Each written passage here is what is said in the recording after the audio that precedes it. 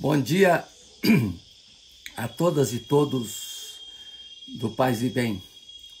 Nessa manhã do dia 14 de novembro de 2023, uma terça-feira, damos continuidade ao programa Paisagem, agora em seu número 18.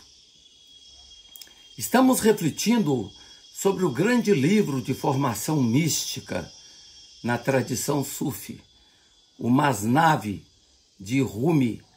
Às vezes nós falamos Rumi, podemos também falar Rumi, podemos falar Mevlana, que significa mestre, como era conhecido Rumi na sua região. Então vou falar sempre de forma diferenciada, né?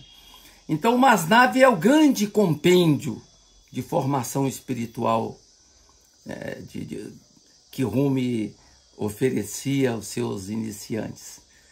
Então, Rumi é um dos grandes nomes da mística sufi, um dos grandes nomes de toda a mística universal, né?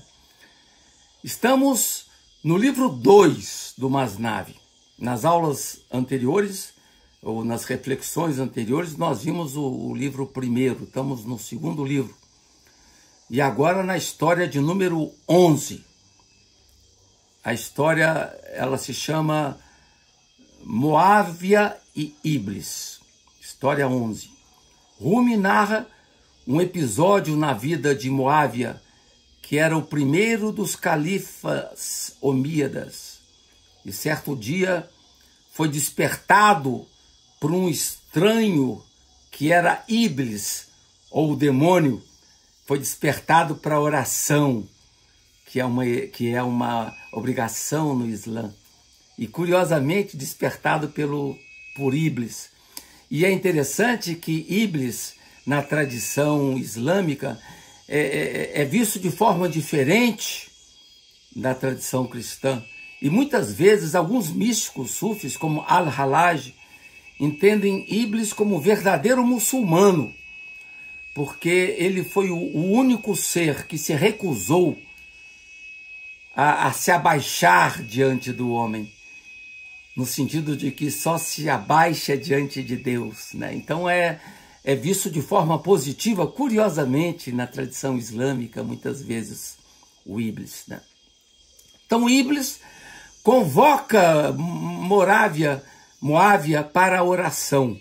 Diante da desconfiança de Moávia, Iblis faz uma declaração de amor a Deus. E aqui eu cito: lembra-te que fui criado como anjo de luz e que não posso abandonar totalmente minha ocupação original. Eu ainda conservo meu amor por Deus, que me alimentou em minha juventude. Eu ainda conservo meu amor por Deus. Joguei uma partida de xadrez com Deus, por vontade dele. E embora tenha levado um checkmate e me arruinado totalmente, em minha ruína ainda experimento as bênçãos de Deus. Ou seja, Iblis ainda experimenta as bênçãos de Deus. Em verdade, ao ter sido acordado por Iblis para não perder a oração matinal, Moávia ficou agradecido a Iblis, pois sentiria grande remorso não poder estar acordado para fazer a prece ao bem-amado. Se não tivesse sido acordado, Moávia teria dado muitos suspiros de dor. E cada um desses suspiros aos olhos de Deus teria sido equivalente a mais de 200 preces comuns. Os suspiros podem também exalar o sangue do coração. Diz Rumi, fazendo uma citação: dá-me esse suspiro e recebe em troca minhas orações. Em linha de sintonia com sua visão de abertura interreligiosa, Rumi reconhece o valor de verdade presente em outras doutrinas. Cada uma delas tem sua peculiaridade na descrição do tema oculto.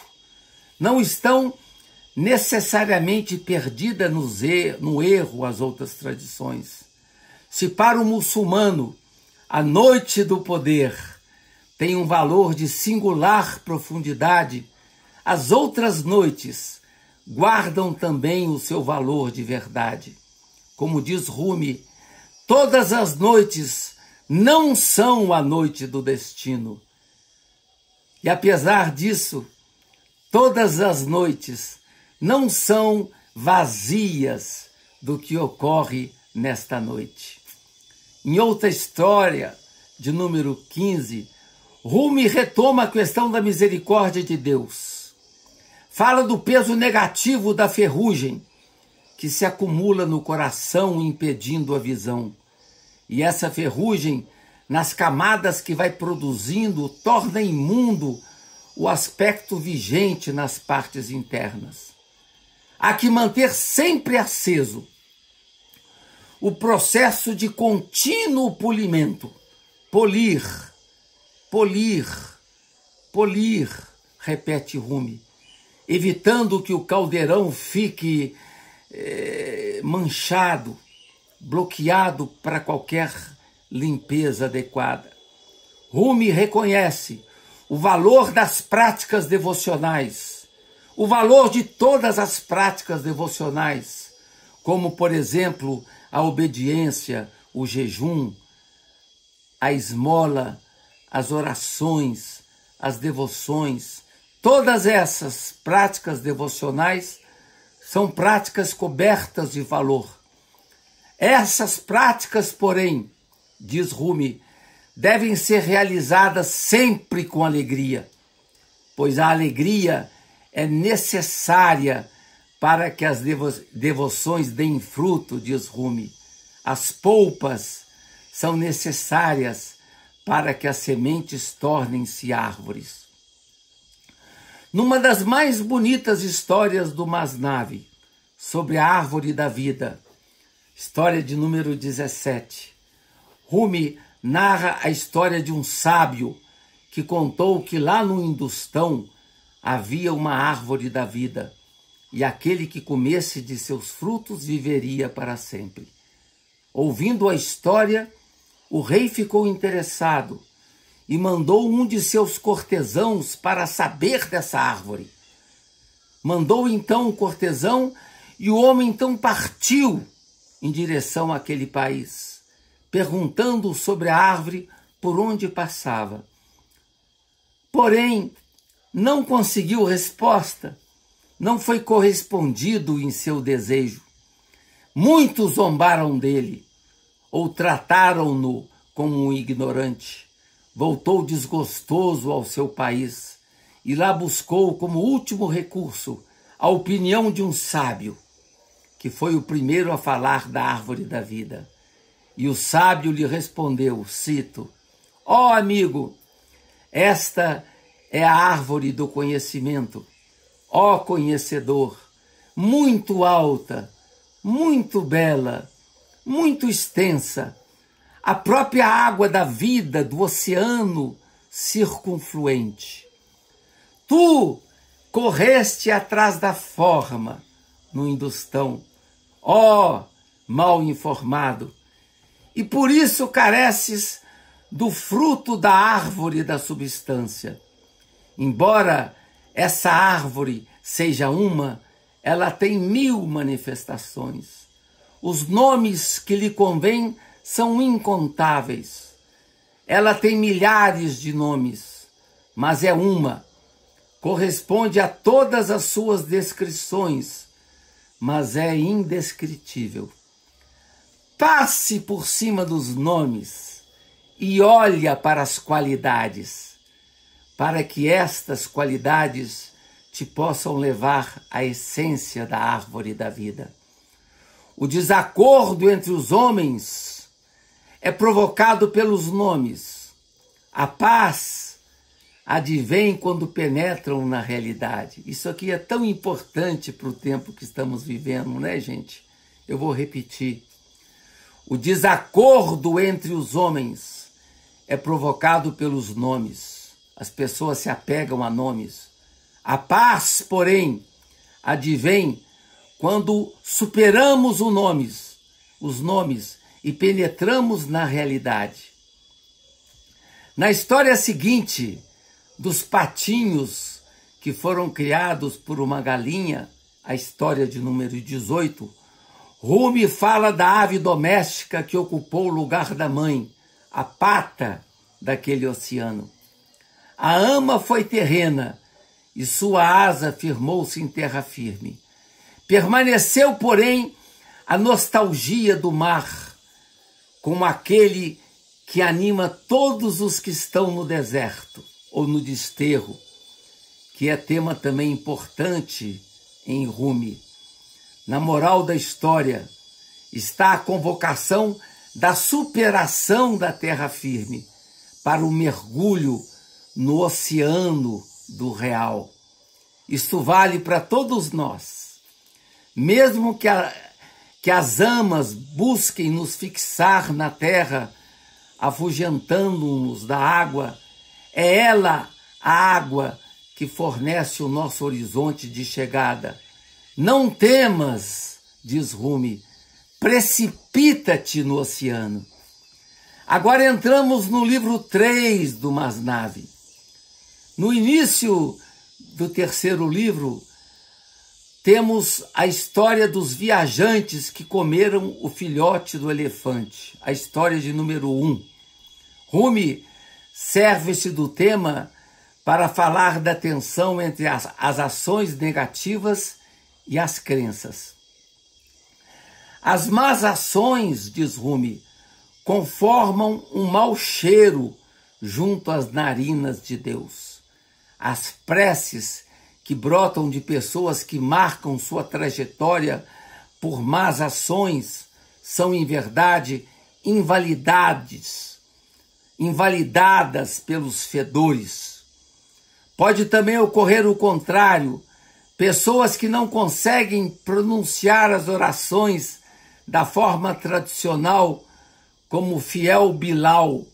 Aos olhos de Deus, porém, o raí de Bilal, a forma de prece do Bilal, que não era a forma expressa corretamente, tinha o valor muito mais nobre do que centenas de Ra ou Ra do repertório tradicional dos crentes muçulmanos.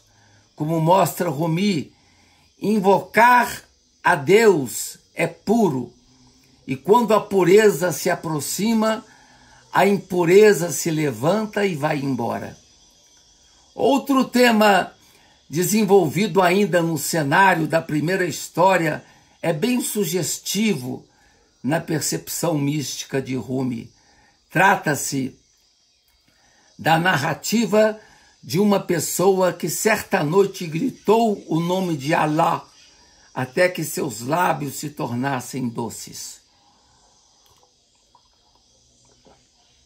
Então a pessoa gritou Allah, Allah, até que os lábios ficaram doces. Veio, porém, interrompido por Satã, por Iblis, que levantou em seu coração uma suspeita. Cala-te, ó homem austero! Por quanto tempo continuarás tagarelando, ó homem de muitas palavras? O demônio colocou no fiel, colocou em questão o cerne da sua crença, ao sugerir que quando o crente invocava Deus, Deus não estaria respondendo e que nenhuma resposta viria da parte do trono de Deus. O fiel foi tomado por grande tristeza e de coração partido adormeceu. Porém, no sonho, teve uma clara visão de Qadir, que indagou sobre as razões que motivaram o fiel a interromper sua oração. Em sua resposta, o fiel pontuou, isso aqui é lindo, né? O fiel pontuou que o eis-me aqui, o Labaiká de Deus, não se seguiu a sua invocação. Aí o mestre espiritual respondeu-lhe: aquele teu chamado, Alá, era o meu eis aqui. Ou seja, na medida em que você invoca Deus da sua forma específica, Deus responde a você na sua própria invocação. Essa é a mensagem mais linda, né? Quer dizer, o eis-me aqui de Deus, Labaiká, acontece no próprio ato de invocação a Deus. Então, quando você invoca Deus, ele diz, eu estou aqui. Então, o mestre espiritual respondeu-lhe, aquele teu chamado, Alá, era o meu eis aqui, era o eu eis-me aqui. E concluiu, teu medo e teu amor abrigam minha misericórdia. Cada ó Senhor que você pronuncia contém muitos eis-me aqui, muitos Labaiká. Uma história mais conhecida é a que trata do elefante no quarto escuro, história número 5, muito citada, essa história também em outras tradições, como no hinduísmo. A narrativa fala de alguns hindus que buscavam exibir um elefante num quarto escuro. Diante daquela obscuridade do quarto, aqueles que estavam presentes no quarto procuravam sentir aquele objeto com as mãos para ter uma ideia do que era aquele ser. Um deles apalpou a tromba e declarou que o animal parecia um cano de água. Outro apalpou sua orelha e disse que devia ser um leque enorme. Outro apalpou sua perna e pensou que fosse uma coluna. Conforme se apalpava aqui ou ali, uma parte ou outra, as descrições eram diferentes. Rumi serve-se dessa história para abordar os empecilhos que barram ao olhar sensível do sentido exterior o acesso ao mistério maior. E ele, Rumi, sublinha, o mar é uma coisa, a espuma é outra, ou seja, a espuma é aquilo que aparece do mar, mas o mar está muito além das espumas. E aí diz Rumi, esquece a espuma e contempla o mar com teus olhos. A ondulação da espuma acaba impedindo a clareza do olhar para discernir o poderoso mar. Não há como captar o mistério profundo com o habitual recurso das palavras. As palavras são pobres para expressar o mistério. O silêncio se faz necessário. Guarda silêncio para que possas ouvi-lo falar palavras impronunciáveis para a língua que fala. Guarda silêncio, diz Rumi, para que possas ouvir desse sol coisas que livros e discursos não podem expressar. Rumi tem um jeito particular de abordar sua mística, partindo sempre de histórias concretas, como a do amante que leu sonetos para sua amada, na história 6. A narrativa fala de um amante que, ao estar presente diante de sua amada, em vez de abraçá-la, toma um papel para escrever sonetos para ela. Rumi quer indicar com isso o risco que está presente no buscador espiritual de embriagar-se com as efusões e com os êxtases, esquecendo-se do objeto central da própria devoção. Para ele, o místico não deve deter-se em meras emoções religiosas, em meros êxtases subjetivos, mas o místico verdadeiro deve buscar a união absoluta com Deus. O sufi verdadeiro, adverte Rumi, não pode ser amante de seus próprios êxtases, esquecendo-se do amado. Complementa ainda: não fiques contemplando teus próprios retratos belos ou feios. Contempla teu amor e o objeto do teu desejo. Esta é uma história linda que nós vemos no Masnavi, nesse momento da reflexão, e a gente conclui com ela esse nosso momento para retomarmos na semana próxima. Agradeço a todas e todos que estão nos assistindo e retomaremos a nossa conversa sobre o Masnavi na próxima semana. Agradeço também de forma muito especial ao Felipe, que cuidou da parte técnica. Até a semana que vem. Um grande abraço e paz e bem.